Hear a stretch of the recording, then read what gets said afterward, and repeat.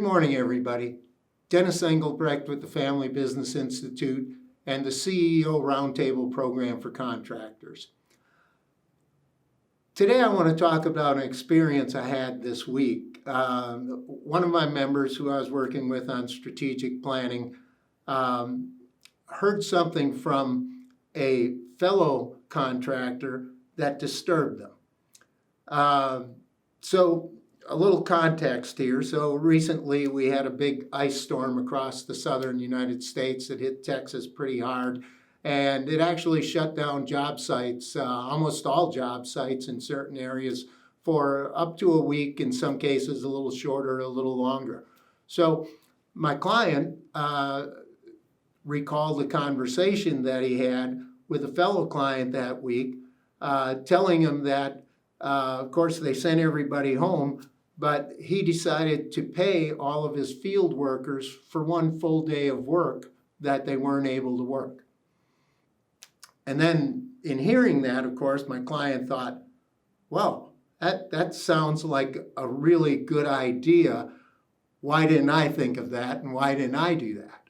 Well, what I want to talk about today is there are probably moments in your career and moments, oftentimes, throughout your career that are going to define your culture, define you to a certain extent, define, what kind of person you are, what kind of company you are, what you stand for. And those things can have really long-term impact. And I'm going to call those moments that define your culture. And now, not to criticize this client or anything like that, but or praise the one client, but the fact of the matter is we all have these moments that come up. And, I want to ask a few questions. First of all, if you look back, what are those moments, that you can define in your past? And by asking you that, what I'm really trying to do is prepare you for the next moment or the moments that come forward in the future. What were those moments, and how did you react, and what decisions did you make, and what was the impact of those? And by thinking through your past and those opportunities to sort of define your culture, you might be able to find some answers there. Because the important thing is two things. Number one, when those moments come along again, will you recognize that this is one of those moments? This is an opportunity where you can define your culture. We also had discussions this last week with that same contractor about quality control and safety.